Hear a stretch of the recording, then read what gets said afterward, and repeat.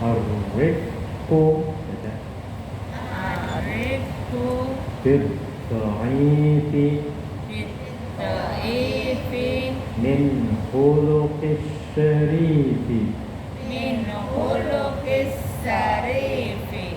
Ar-rifqu Arifku bid-dha'ifi bid-dha'ifi min khuluqis syarifi. min khuluqis sarifi. Ar-rifqu Arifku bid-dha'ifi bid-dha'ifi min khuluqis syarifi. min khuluqis sarifi. Apa artinya, Bu? Berlemah lembut kepada orang yang lemah itu adalah salah satu perangai orang yang mulia. Ya. Berlemah lembutlah pada orang yang apa? Lemah. Lemah. Lemah di sini bisa menjadi 4 poin. Ada namanya lemah sikap. Ya, orangnya agak bodoh, lembab. Kita jangan bentak-bentak ya, Bu, ya. Nggak boleh. Tetap kita harus menggunakan bahasa paling tensoplas. Ya, mesti ingat tensoplas. Tenang, sopan, kasih, apa lagi? Apik, lembut, apik, santun. Waduh, ini baunya enak banget. Bau restoran. Bau nggak, Bu? Ya. Yang baju Thailand. Ya. Jadi lemah lembut kepada orang lemah merupakan akhlak yang mulia sekali dan terhormat. Orang lemah, tadi saya katakan salah satunya adalah lemah sikap, ya, berpikirnya lambat, gerakannya lambat, jalannya lambat, suruh cepet kok lambat. Kitanya kesel ya, Bu, ya. Biasa kerja di Hong Kong, kita kemudian pulang, kan masih terasa Hong Kongnya ya, Bu, ya. Jangan cepat-cepat ya. Tiba-tiba nyuruh orang lambat, sudah tepat waktunya lagi ya, Bu, ya. Alasannya macam-macam, ya. Jangan marah, kitanya lah, jangan marah. Jadi yang paling baik, walaupun dia bersalah, tetap kita berperangai apa? Lembut, ya, dari berperan. Ada lagi yang disebut sebagai lemah, itu adalah lemah fisik, cacat maksudnya, ya. Ya, mungkin orangnya butek, juga jangan marahin ya, Bu, ya. Kakinya pincang, ya, jangan kita marahin. Apalagi lemah fisik, penyakitan, dasar penyakitan. Oh, digituin tuh orang lagi sakit.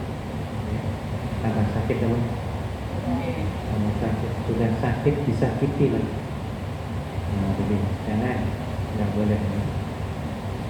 Ada lagi lemah di sini adalah lemah ekonomi. Nah, kalau di sekarang pandemi, ya, mentang-mentang dirinya nggak kena dampak COVID-19 malah tambah kaya. Suka apa tuh?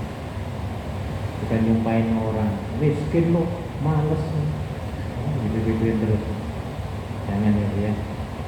Ketika kita diminta oleh orang pengemis, minta, jangan sekali membentak-bentak.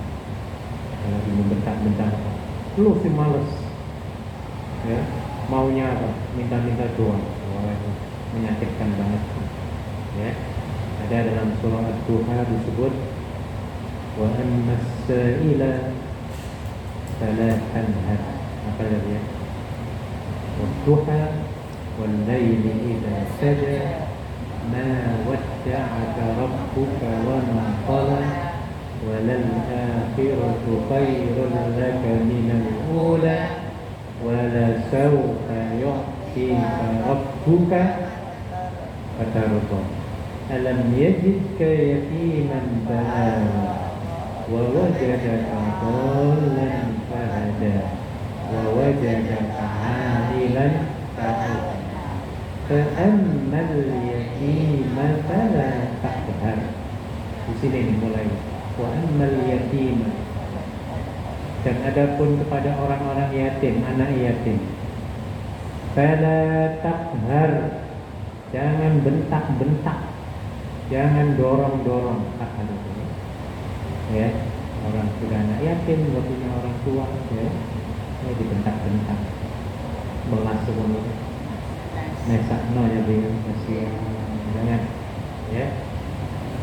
Wa ammas sa'ila fala tanhar, dan kepada orang yang minta-minta jangan kamu bentak-bentak, ya.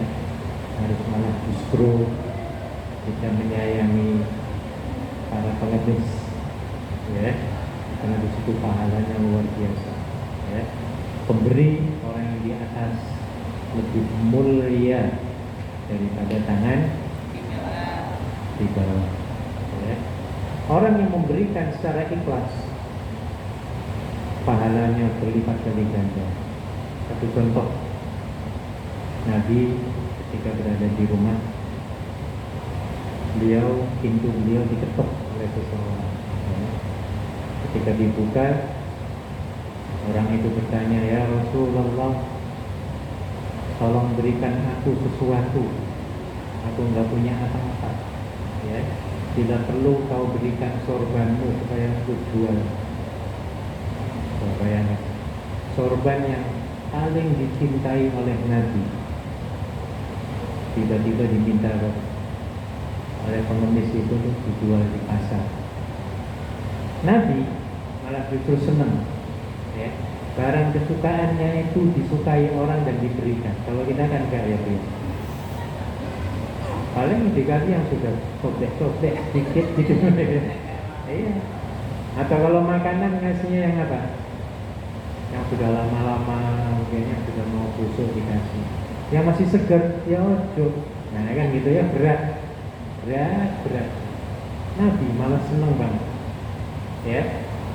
Dengan senangnya itu memberi sorban kepada seseorang itu, dia kasih. Akhirnya pengemis ini menjual sorban ini di pasar wanita, misalnya, ya. Wah, dia tawarkan, siapa yang ingin beli sorban Nabi? Wah, disebut anak nabinya, ya. Akhirnya kedengeran oleh orang kaya raya, yang kebetulan orang itu buta, nggak bisa melihat, ya. Kedengaran oleh orang itu atas berita dari asistennya atau pembantu. Ketika orang buta ini mendengar, kamu belikan orang itu sorban itu, kamu beli, berapa harganya? Berapa miliar? Mungkin kalau zaman sekarang miliaran, bajunya Nabi itu miliaran kalau dijual. Bahkan nggak bisa dijual, saking mahalnya, ya dia. Ya, kalau ada baju Nabi peninggalan orang rebutan akan menjadi museum, ya. Dan orang semuanya mesti akan melihat orang Muslim, ya dia. Kalau ada di Indonesia misalnya masih ada sepatunya Nabi, wah, kita juga pengen lihat, ya dia, saking cintanya kepada Nabi. Jadi akhirnya orang buta itu membeli sorban Nabi dengan harga yang mahal sekali. Pokoknya kalau sorbannya Nabi berapa miliar pun aku beli. Dibelilah miliaran istilahnya. Sampai di rumah dia berdoa, ya Allah, dengan berkat sorban ini, ya Allah, berilah kepadaku kesehatan, ya Allah. Gak lama kemudian setelah berdoa, tiba-tiba matanya melek gara-gara sorban Nabi. Disebut minta keberkahan atas sorban ini yang aku beli, ya Allah. Gak lama akhirnya melek, ya. Setelah melek, orang yang disuruh itu sebagai budak dari budaknya langsung dimerdekakan. Kamu sekarang bukan budak aku lagi, kamu sudah merdeka, pergi sana, kamu bebas, ya, bukan milikku lagi. Dan tolong ini kembalikan sorban ini kepada Rasulullah Sallallahu Alaihi Wasallam. balik lagi sorban itu. Muter sorban. Muter dengan memberikan ini dapat duit banyak, ini matanya apa? Kembali melihat, ya, budaknya bebas. Jadi dapat keuntungan berapa? 3 itu ya. Apalagi nanti orang ini yang menjual ini punya anaknya banyak, bisa makani orang kan gitu ya. Jadi luar biasa. Ini contoh dari Nabi. Gara-gara beri apa tadi? Sorban. Loh, ini aku balik lagi sorban. Nah, ini luar biasa. Nabi karena saking ikhlasnya ya dia. Karena kita kalau memberi seseorang itu harus ada Ikhlas. dan yang harus paling kita sukai kalau memberi. Kalau kita sanggup melakukan itu, wah ini orang hebat. Ya, kita baru beli sepatu, masih baru, temu dengan teman, Mbak, boleh nggak aku minta sepatumu, Mbak? Ayo kira-kira gimana? Jangan, ini masih baru. Kurang aja. Belum 24 jam baru aku pakai. Wah, digituin Bu. Ya, jarang orang yang mampu ya memberikan hal itu. Tapi Nabi malah justru itu sebenarnya. Ya, dan dalam ayat yang lain ada ya, disebutkan bahwa lan tanalul birra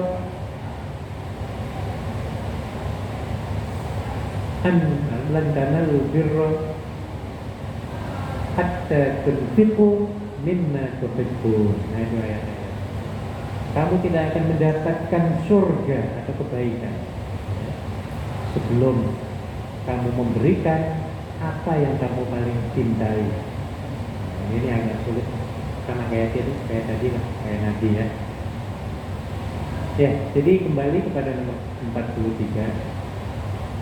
Harus berlemah lembut kepada orang yang lemah, baik dari segi tadi lemah sikap, yang kedua fisik, yang ketiga tadi itu ekonomi, ya, ekonominya lemah, ya, maka kita tetap harus menghargai dan menghormati mereka, ya, menghormati orang miskin, orang yang lemah ekonomi, ya.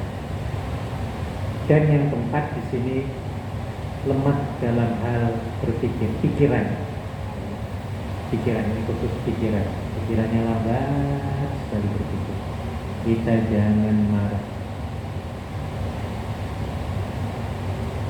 Ada lagi lemah dalam hal grup manusia, ya. Kalau tadi sikap, ya, ini grup manusia. Ada 5 yang perlu kita sikapi dengan lemah lembut, ya. 5 golongan. Yang pertama adalah anak yatim. Yang kedua janda dan orang miskin, ya. Jandanya mesti janda yang miskin, karena ada janda yang langsung kaya raya. Ada nggak Bu? Ada. Suaminya miliarder, tiba-tiba mati. Jandanya janda miskin apa kaya ya? Janda kaya. Sama dengan yatim. Tidak semua yatim itu miskin, ingat ya. Karena apa? Dalam Al-Quran disebut ya, yang berhak menerima bantuan zakat ataupun sedekah itu yatim itu nggak ada, ya. Yang ada pertama adalah fakir miskin dan seterusnya, ada 8 macam ya. Tidak ada yatimnya, karena yang namanya yatim bisa jadi dia kaya raya. Ya. Oke, di sini anak yatim yang miskin, janda yang miskin, ya, orang yang suka membantu janda-janda seperti ini, ya, dikatakan oleh Nabi, ana wa kafilul jannati, ana wa kafilul armalati fil jannati hakada. Saya dan penanggung anak yatim dan janda seperti ini, betul begini, itu akan di surga ya. Jadi berdampingan di surga. Ana wa kafirul yatimi fil jannati hakadha. Saya dan penampung, pendukung, ya, membantu anak yatim maupun janda itu akan berdampingan nanti duduknya di surga. Kemudian orang fakir termasuk orang lemah, ya. Mu'allaf termasuk orang lemah loh, mu'allaf, walaupun dia mungkin bisnismen, tapi kebanyakannya mu'allaf itu menderita.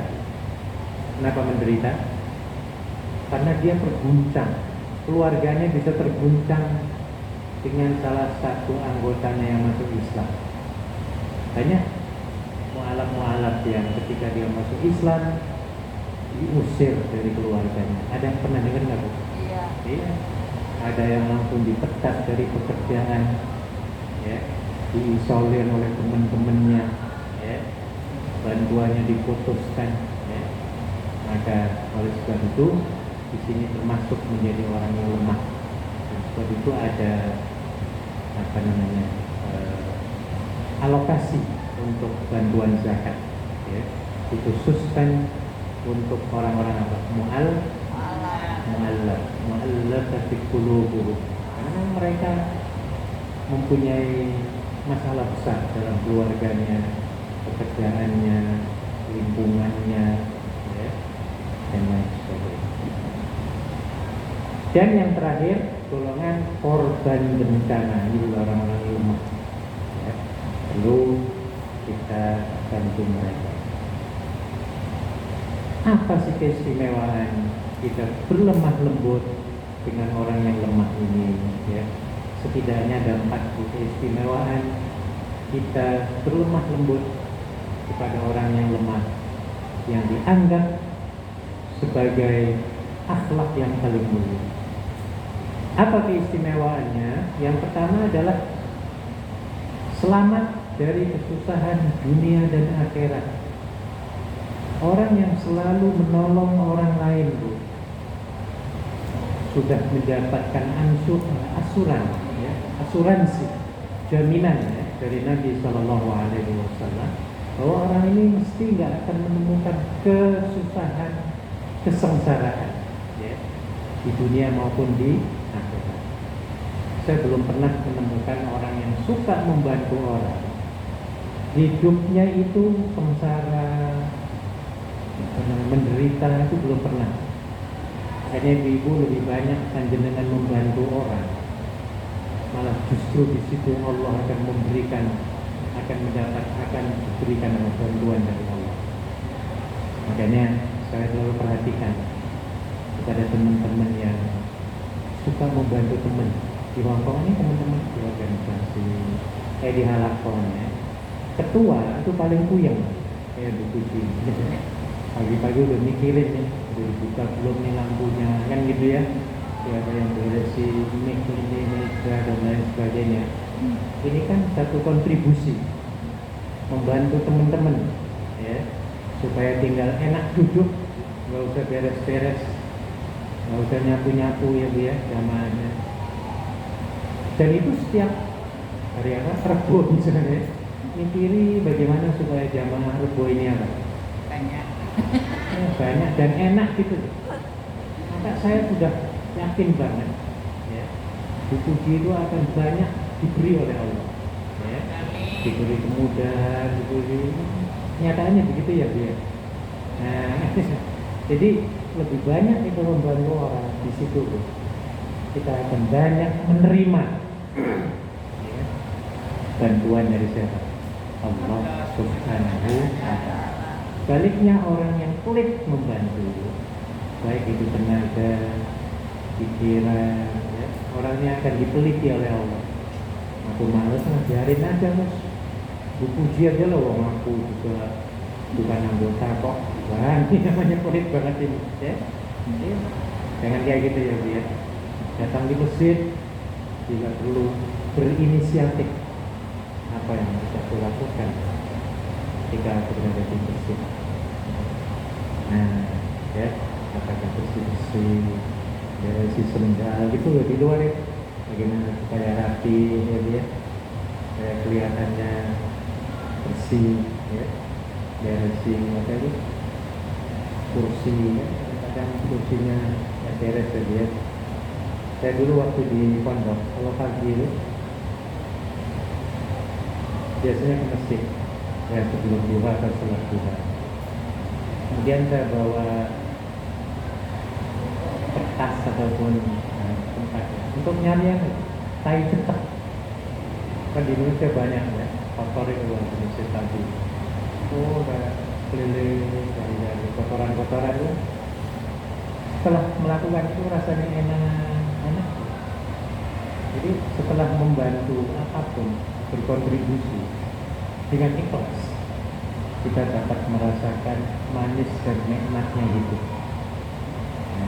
Ya, makanya Nabi itu walaupun dia lapar ya, orang mau masak berasnya mau dimasak, kita ada orang minta, oh dia kasih. Ketika orang itu senang banget menerimanya, Nabi itu senang sampai laparnya hilang.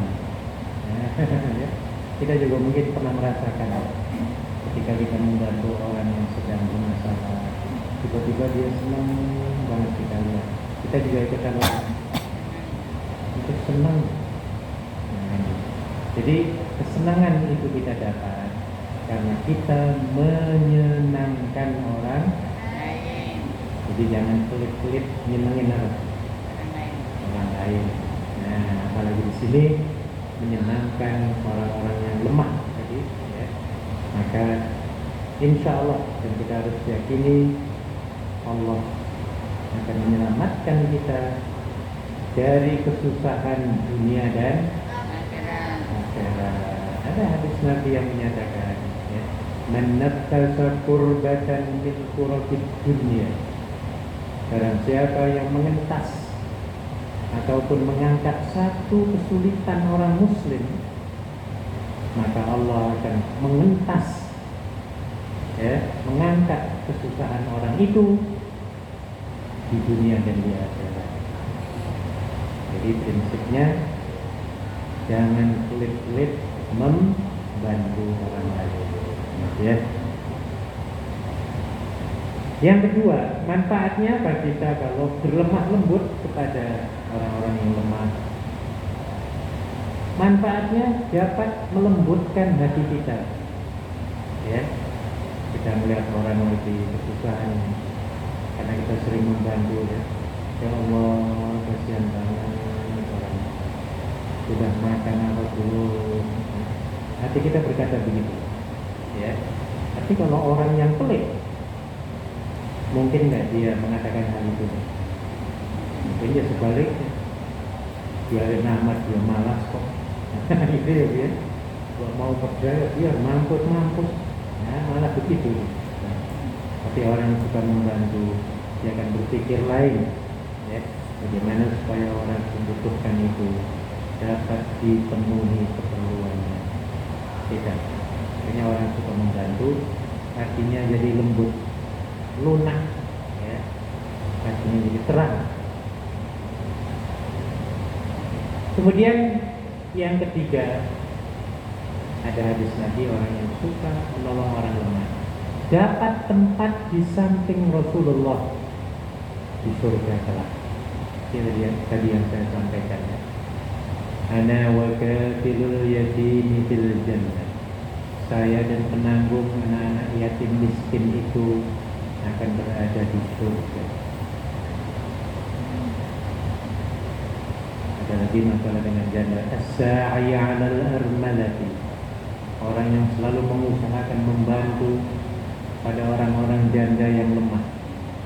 Kal mujahidi fi sabilillah, seperti orang yang berjihad di jalan Allah. Jadi banyak sekali hikmah, ya, kita membantu orang dengan cara lembut, ya. Yang keempat, kalau kita sering membantu dan berlemah lembut kepada orang yang memerlukan, akan mensucikan diri dari keserakahan. Tidak serakah kita tuh, ya. Malah kita mencari orang-orang yang memerlukan. Orang yang serakah tidak perlu, nggak usah keluar 1 sen pun duit untuk orang lain. Ya biar. Ya. Dari nama dia salah sendiri. Ini orang serakah. Ya. Orang yang terhindar dari keserakahan, karena dia akan menyalurkan, ya, apa yang dia miliki. Jadi beda banget antara orang yang suka membantu dengan orang yang tamak, serakah, pelit. Kalau orang pelit yang hidupnya susah jadinya, ya. Orang pelit itu yang sering saya sampaikan. Mau ketemu temen aja rasanya males gitu ya. Ya, apalagi mau ikut majelis taklim, nanti dimintai kotak terus. Duit aku habis nih. Nanti ketemu temen diutangi. Nanti ini, nanti ikut ngitungnya kemudian terus takut dimintai bantuan oleh orang lain. Nah, ini mental orang pelit, orang serakah, orang tamak harta. Ya. Akhirnya hidupnya sendirian. Ya. Bahkan untuk dirinya sendiri jadi pelit. Ya. Yang tadinya badannya gemuk karena dia pelit, duitnya banyak. Untuk makan aja perhitungan banget. Aku nggak mau lah banyak-banyak vitamin ini nanti duitnya habis. Makanya makan setiap harinya, makan mie. Hari ini mie, besok mie lagi, lusanya mie dengan kangkung. Ya, nggak pernah makan daging, nggak pernah makan yang enak-enak yang bergizi ya. Karena takut apa? Duitnya habis. Akhirnya pulang-pulang badannya krempeng. Ya, duit banyak, tapi badannya apa? Krempeng, rupanya kelihatannya tua, sementara umurnya baru 39. Ya. Orang pelit biasanya mukanya apa? Tidak ceria. Karena kalau dia ceria, dia akan disenangi orang. Kalau disenangi orang, orang akan ngumpul mengelilingi dia. Kalau orang banyak ngumpul mengelilingi dia, takut dia apa ini? Ditangis lagi. Jadi repot banget, repot. Nah, beda dengan orang yang suka membantu. Nah, beda banget sih. Ya. Di samping pahalanya berganda-ganda, kita juga didoakan oleh mereka. Nah, ya. Jadi jangan pelit dengan tenaga, jangan pelit dengan ide-ide, jangan pelit untuk memberikan motivasi pada teman-teman. Ya, ya. Dan sebenarnya itu kita memberikan motivasi ataupun ide, ya, pengalaman kepada teman. Sebenarnya memotivasi diri kita sendiri. Kayak saya ngomong gini, saya kalau nggak ngomong ini saya lemes, betul apa enggak? Iya, ya mungkin nggak semangat kayak gini, ya. Tapi dengan menasihati diri dan juga ibu-ibu yang dengerin saya, ya. Jadi kita semuanya semangat semua. Tapi kalau diem, sayang ibu aku nggak mau, wah ini bahaya. Makanya saya lemes, panjenengan juga lemes semua. Nah ini kan rugi. Jadi makanya jangan pelit-pelit kita memberi, ya, kepada orang yang lemah lembut aja. Wah itu sudah luar biasa, akhlak yang baik, ya. Belum lagi diberikan materi dengan akhlaknya saja yang penuh perhatian, ya, memelas. Ini merupakan akhlak yang luar biasa. Nah, ya. Itu nomor berapa tadi? 43. Berlemah lembut kepada orang yang lemah adalah salah satu perangai orang yang mulia. Jangan sombong, mentang-mentang kerjanya di luar negeri, pulang-pulang, wah jalannya beda, ngomongnya lain, ya, pakaiannya lain, ya, ya, rambutnya warnanya bulan, nah, jangan, ya, jangan, ya. Malah kita harus lebih tawadhu ketika kita kembali ke tanah sekampung ya Bu ya. Jangan sekali-kali mendongak. Kita harus lebih tawadhu, berpakaian sopan, berbicara kromo inggil. Ngerti ya Bu ya kromo inggilan ya? Supaya kita akan dihormati Bu. Ya. Orang akan melihat dari ujung kepala sampai ujung kaki, dari ucapan ya, kita akan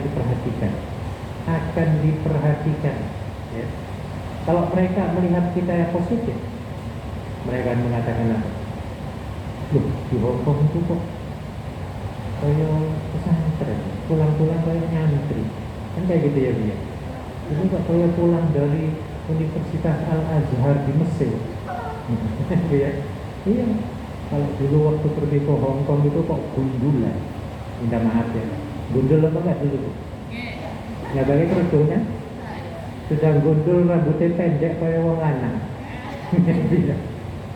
Betul nggak dulu? Kalau sekarang masih nggak tahu ya. Iya kan begitu semua ya. Iya. Sebelum berangkat dulu nggak bisa ngaji, sekarang mendirikan TPQ, ngajar lagi. Wah, orang-orang gini hebat. Nah ini kita harus berubah. Mumpung di Hongkong ini diberikan kebebasan, banyak teman-teman yang menciptakan sejarah seperti itu. Ada yang hari Jumat itu mendirikan TPQ, ya Bu. Oh ya Bu Rizmi ya, mendirikan TPQ Al-Quran, buka warung macam-macam, baru pulang ya. Dan ini cerita yang bagus, patut kita tiru ya. Orang akan melihat beda ya. Jadi kayak habis mondok di luar negeri gitu, berubah semuanya, akhlaknya berubah ya, pakaiannya berubah ya. Kemudian pulang-pulang menjadi orang yang profesional. Waktunya sudah habis, setengah menit lagi akan azan. Satu aja sudah 30 menit. Nggak apa-apa, sedikit-sedikit yang penting kita dapat mengamalkan ya. Penting duduk ini supaya kita jadi semangat hidup. Baik, mari kita tutup pengajian kita dengan pembacaan tasbih kafaratul majlis. Subhanallah. Allahu Akbar.